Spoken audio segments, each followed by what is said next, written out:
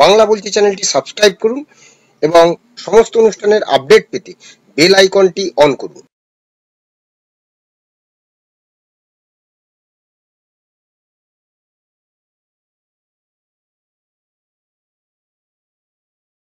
নমস্কার, বাংলা বলছি চ্যানেলে আপনাদের স্বাগত। বঙ্গ বিজেপি আগামী 26শে নির্বাচনের জন্য জোর কদমে প্রস্তুতিতে নেমেছে বলেই খবর।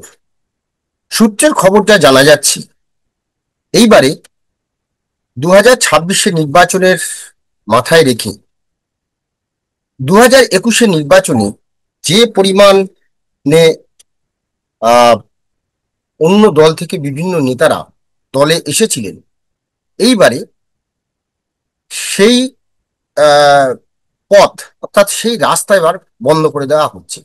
অর্থাৎ যাকে তাকে যে কোনো দল থেকে, সে বিশেষ করে তৃণমূল থেকে কোনো নেতা বা যদি আসতে চান বিজেপিতে, তাহলে তাকে নেওয়ার ক্ষেত্রে অনেক বিধিনিষেধ তৈরি করা হয়েছে। এবং মুড়ি মুড়কির মতো গতবার যেরকম বিধানসভা নির্বাচনে বিজেপিতে এসেই তারা সঙ্গে সঙ্গে টিকিট পেয়ে গেছিল, অথচ বিজেপির যারা দীর্ঘদিনের সঙ্গী, যারা দীর্ঘদিন লড়াই করেছেন এই রাজ্যে, তাদেরকে ব্রাত্য করে অন্য দল থেকে আসা নেতাদের টিকিট দেওয়া হয়েছিল, সেই রাস্তা এবার কিন্তু বন্ধ। সেটা যেমন একদিকে, তেমনি অন্যদিকে সূত্রে আরেকটি বিষয় যেটা জানা যাচ্ছে, বিজেপির যে 42টি সাংগঠনিক জেলা, সেই সাংগঠনিক জেলার প্রায় 30টির কাছাকাছি কিন্তু ইতিমধ্যেই সাংগঠনিক জেলা যারা সভাপতি, সেই সভাপতি নির্বাচিত হয়ে গেছে, আর 10-12টি বাকি রয়েছে। বঙ্গ বিজেপির সভাপতি কি হবেন তা নিয়ে এখনো দ্বিমত রয়েছে, যে সুকান্ত মজুমদারই থাকবেন নাকি অন্য কি। সেটা যেমন একদিকে, তেমন অন্যদিকে যে প্রতিবার যেটা দেখা যেত, যে যাকেই সভাপতি করা হতো তিনি এসে পুরনোদের ব্রাত্য করে দিয়ে নিজের টিম তৈরি করতেন। তো ফলে এই যে ক্ষমতায় এসেই সাংগঠনিক কমিটিগুলোর যে আমূল বদল করে দেওয়া হতো, এইবারে সেই রাস্তাতে হাঁটছেন না। তাই আগে সমস্ত সাংগঠনিক সভাপতি নির্বাচিত হচ্ছেন, তারপর তারা রাজ্য সভাপতি নির্বাচিত করবেন, এবং সেই রাজ্য সভাপতি সম্ভবত সুকান্ত মজুমদারই থাকবেন নাকি অন্য কেউ হবেন তা নিয়ে কিন্তু এখনো দলের মধ্যে দ্বিমত রয়েছে। যা জানা যাচ্ছে, হয়তো এ মাসের শেষ দিকে এটা নিয়ে একটা কিছু ঘোষণার সম্ভাবনা রয়েছে। এবার যেটা বলছিলাম, যে অন্যান্য সময় যেটা দেখতো, যে বহু বছরের যে রীতি, অর্থাৎ নতুনরা এসে পুরনোদের ব্রাত্য করে দেওয়া হতো, এখন কিন্তু এবারে সেই নীতি নেওয়া হবে না। এবারে যেটা ঠিক হয়েছে, যেহেতু অন্য দল থেকে এসে কাউকে টিকিট দেওয়া হবে না, আসা কাউকে টিকিট দেওয়া হবে না, তাই যারা দলের সঙ্গে এখন যুক্ত রয়েছেন, নতুন হোক বা পুরনো হোক, তাদেরকে, যাদের যাদের টিকিট দেওয়া হবে তাদেরকে কোনো রকম পদ দেওয়া হবে না। তাই পুরনো যারা বসে গেছেন তাদেরকে আবার সক্রিয় করার ব্যবস্থা করা হচ্ছে, এবং তাদেরকে দলের সাংগঠনিক কাজে লাগানো হবে। নতুন যারা এখন কাজ করছেন তাদেরকে তাদের মধ্যে থেকে বেছে বেছে দলের টিকিট দেওয়া হবে। কারণ 297টি আসন মুখের কথা নয়, 297 জন প্রার্থী, সেই 297 জন প্রার্থী বাঁচতে কিন্তু বিজেপির বেশ নানান পদ্ধতি রয়েছে। তো সেই জায়গাটা থেকে মানে এক একটা কেন্দ্রে 6-7 জন করে প্রার্থী রয়েছে, থাকবেন। সেখান থেকে কেন্দ্রীয় নেতৃত্ব এবং রাজ্য নেতৃত্ব বসে ঠিক করবেন কাকে ক্যান্ডিডেট করা হবে, কাকে প্রার্থী করা হবে। তাই যারা পুরনো নেতা তাদেরকে সক্রিয় করার একটা চেষ্টা শুরু হয়েছে। যা দেখা যাচ্ছে, যে বিজেপির কেন্দ্রীয় পর্যবেক্ষক সুনীল বনসল ইতিমধ্যে এই নিয়ে বৈঠক করেছেন, এবং তিনি কিন্তু তালিকা চেয়ে পাঠিয়েছেন কোন কোন নেতা বসে গেছেন, কাদের কাদের এলাকায় প্রভাব রয়েছে, কারা ভালো কাজ করেছিল অথচ বসে গেছেন, কেন বসে গেছেন, এরকম একটি রিপোর্ট কিন্তু তিনি চেয়েছেন। যেমন 2015 সালে রাজ্য সভাপতি চেয়ারে বসেছিলেন দিলীপ ঘোষ, এবং তিনি তার নিজের মতন করে একটা টিম সাজিয়েছিলেন। তখন বঙ্গ বিজেপির বিভিন্ন সাংগঠনিক কমিটি এবং যে মোর্চা সেল যেগুলো ছিল, সেখান থেকে বাদ পড়েছিলেন প্রাক্তন রাজ্য সভাপতি তৎকালীন রাহুল সিনহা তৎকালীন যে রাজ্য সভাপতি ছিলেন তার ঘনিষ্ঠরা, এবং তাদের বেশিরভাগও কিন্তু এখনো নিষ্ক্রিয়, তারা কিন্তু কাজে নামেননি। 2021 সালে এটা একটা কিন্তু অনেক বড় সমস্যা দেখা দিয়েছিল। এবার তারপরে যখন একই ঘটনা আমরা দেখেছি, সুকান্ত মজুমদার যখন রাজ্য সভাপতি হলেন 2021 নির্বাচন শেষের পর পর, যখন সুকান্ত মজুমদারকে রাজ্য সভাপতি করা হলো, তখনও দেখা হলো যে বিজেপির বিভিন্ন কমিটি থেকে ছেটে ফেলা হলো দিলীপ ঘোষের যারা অনুগামী বা দিলীপ ঘোষের যারা প্রিয় পাত্র তাদেরকে। অর্থাৎ দিলীপ জমানায় যেমন বঙ্গ বিজেপিতে প্রভাবশালী ছিলেন সায়ন্তন বসু, রাজু বন্দ্যোপাধ্যায়ের মতো নেতারা, তাদের কিন্তু এখন আর সক্রিয়ভাবে রাজনীতিতে দেখা যাচ্ছে না। তারা হয়তো আছেন টুকটাক কিছু কিছু সভা সমিতি বা অন্যান্য কিছু ইন্টেলেকচুয়াল জায়গায় তাদের দেখা যায়, কিন্তু এই সায়ন্তন বসু বা রাজু বন্দ্যোপাধ্যায় এরা যে ভোকাল ছিলেন, যেভাবে কথা বলতেন, এবং আমার মনেও আছে যে সায়ন্তন বসু কোচবিহারে শীতলকুচিতে সেনা কেন্দ্রীয় বাহিনী গুলি চালানোর পরে যে কথাটা বলেছিলেন, বুকে কেন গুলি করেন, এরকম নানা কথা বলেছিলেন, এবং এদের কিন্তু ছেটে ফেলা হয়েছে সুকান্ত মজুমদারের জমানায়। তো ফলে এই সায়ন্তনকে রাজ্য কমিটির সাধারণ সম্পাদক করা হয়নি, এরকম প্রচুর রয়েছে আর কি। আর এই কারণেই কিন্তু বাংলায় যে বিজেপির সংগঠনটা মজবুত হয়নি। দেখুন তৃণমূলের ক্ষেত্রে কিন্তু দেখুন এখনো পুরনোদের কিন্তু গুরুত্ব দেওয়ার পাশাপাশি নতুনদেরও কিন্তু পথ তৈরি করে দেওয়া হচ্ছে।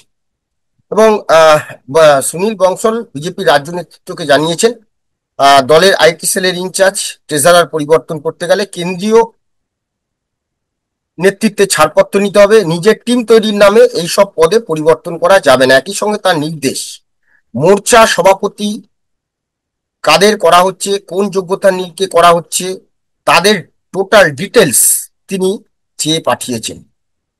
আর নতুন যারা বিজেপির জেলা সভাপতি অর্থাৎ জেলা সাংগঠনিক জেলা সভাপতি হয়েছেন, যে তাদের পরিষ্কার বলে দেওয়া হয়েছিল যে এই জেলা কমিটিগুলো যখন তৈরি হচ্ছে, সভাপতিদের বলা হয়েছে যে অন্তত 50 শতাংশ সদস্য যেন পুরনো সদস্য রাখা হয়। অর্থাৎ জেলা সভাপতি আসা মানেই, নতুন জেলা সভাপতি আসা মানেই তার অনুগামীরা এই কমিটিতে ঠাঁই পাবেন, এমনটা যেন না হয়। আর সেই সঙ্গে আহ সুনীল বসরাল চাইছেন কি পুরনো এবং নতুনদের মধ্যে একটা ভারসাম্য বজায় রাখতে। সেই সঙ্গে আরেকটি বিশেষ আহ বিষয় সেটি আজকে আনন্দবাজারেও এই পত্রিকায় এই খবরটি রয়েছে, যেটি হচ্ছে যে বিজেপি কিন্তু কোনো রাজ্যে আহ, বেশিরভাগ রাজ্যে, মানে কোনো রাজ্য বলতে বেশিরভাগ রাজ্যে দেখা গেছে যে আহ, মুখ কোনো মুখকে মুখ্যমন্ত্রী পদপ্রার্থী করে কিন্তু নির্বাচনে যায়নি। বিশেষ করে নরেন্দ্র মোদী 2014 সালে প্রধানমন্ত্রী হওয়ার পর যে যে স্টেটগুলিতে নির্বাচন হয়েছে সেখানে কিন্তু নরেন্দ্র মোদীই ছিলেন মূল। তারপর তারা জয়ী হওয়ার পরে সেখান থেকে তারা বাছাই করে মুখ্যমন্ত্রী ঠিক করেছেন। শুধুমাত্র দেখা গেছে যে আহ আহ, উত্তরপ্রদেশের ক্ষেত্রে যোগী আদিত্যনাথকে কিন্তু মুখ করে যাওয়া হয়েছিল এবং সাফল্য পেয়েছিল। তেমনি গত 2021 সালের নির্বাচনে যদি আমরা দেখি, তৃণমূল কংগ্রেস প্রথমেই মাঠে নেমে গিয়েছিল বাংলা তার নিজের মেয়েকে চায়। এই যে বাংলা তার নিজের মেয়েকে চায়, এই যে স্লোগান, এটা কিন্তু বাঙালির মনে, বিশেষত মেয়েদের মনে একটা, এই ক্যাচ লাইনটা একটা জায়গা করে নিয়েছিল। তারপরে তো আরো নানান বিষয় ছিল, রাজনীতির খেলা। তো সেই সময় এটাকে মানে এই যে বাংলা নিজের মেয়েকে চায় মুখ্যমন্ত্রী মমতা বন্দ্যোপাধ্যায়ের মুখ দিয়ে, তখন কিন্তু অনেকের মুখ দিয়েছিল বিজেপি, চেষ্টা করেছিল অগ্নিমিত্রা পাল, লকেট চট্টোপাধ্যায়, দেবশ্রী চৌধুরী, এরকম অনেকের মুখ দেওয়া হয়েছিল যে এরাও বাংলার মেয়ে, কিন্তু থোপে টেকেনি। দেখা গেছে 77-তেই থেমে গেছে। হ্যাঁ, তো এইবারে বিজেপির কেন্দ্রীয় নেতৃত্বের মাথায় এসেছে যে পশ্চিমবঙ্গের রাজনীতিটা একটা অন্য বিষয়। কারণ গত 2021 সালের নির্বাচনে দেখা গেছে যে প্রচুর বিজেপির নানা রাজ্য থেকে বহু নেতা যারা সেখানে হিন্দিতে বক্তব্য রাখছে, আহ বিভিন্ন গ্রামে গঞ্জে, যা বুঝতে পারছিল না তারা। কিন্তু এইবারে ঠিক হয়েছে, বঙ্গ বিজেপি নেতাদের উপরেই ভরসা করা হবে। আর সেক্ষেত্রে শুভেন্দু অধিকারী হচ্ছে অন্যতম মুখ। তাই হয়তো, এখনো ঠিক হয়নি, আনন্দবাজারও আজকে এই খবরটি করেছে যে এইবারে আহ সরাসরি কোনো একটা মুখকে, সেটা শুভেন্দু অধিকারী হতে পারে বা কেউ হতে পারে, সুকান্ত মজুমদার হতে পারে বা অন্য কেউ হতে পারে, কোনো একটা মুখকে সামনে এনে এবার কিন্তু মুখ্যমন্ত্রীর মুখ সামনে রেখে নির্বাচনে যাবে, এরকম একটা ভাবনা কিন্তু এবারে হয়েছে। তবে যেটাই হোক, সেক্ষেত্রে শুভেন্দু অধিকারী হতে পারে, যেমন আনন্দবাজার বলছে শুভেন্দু অধিকারী মুখকে রেখে যেতে চাইছে।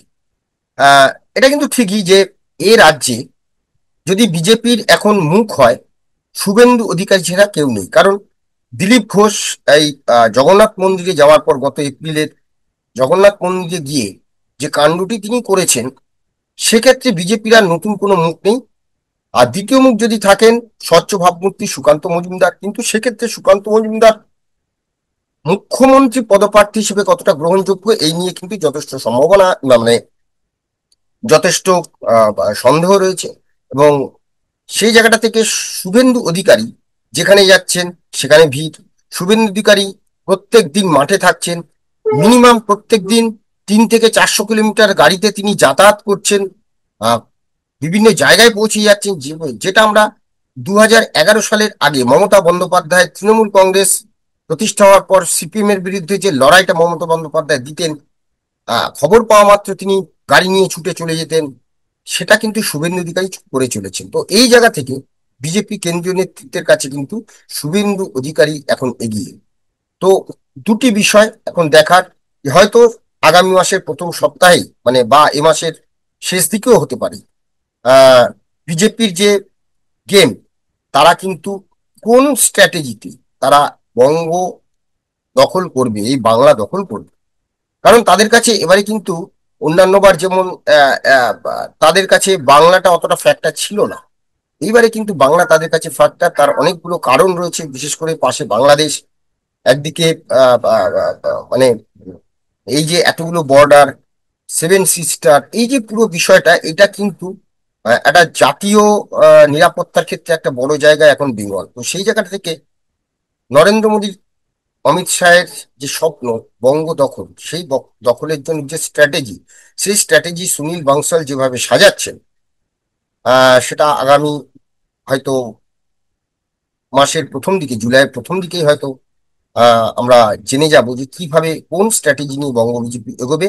তবে নতুনদের সঙ্গে পুরনোদের ঠাঁই দেওয়া, অন্য দল থেকে আসাদের বেশি গুরুত্ব না দেওয়া, এবং পুরনোদের, বিশেষ করে যারা বিজেপি কাজ করছেন বা সমাজের বিভিন্ন স্তরের মানুষকে প্রতিদ্বন্দ্বিতায় নামানো, এটার উপরেই কিন্তু বঙ্গ বিজেপি জোর দিচ্ছে। এবং সেই সঙ্গে মুখ্যমন্ত্রীর একটা কোনো মুখ কাউকে রেখে দল নির্বাচনে যেতে চাইবে, এটাই আপাতত স্ট্র্যাটেজি হচ্ছে বলে সূত্রের খবর। এখন দেখার সত্যি সত্যি সেটা কতদূর হয়। আপাতত আমাদের আলোচনা এখানেই শেষ। সবাই ভালো থাকবেন, নমস্কার।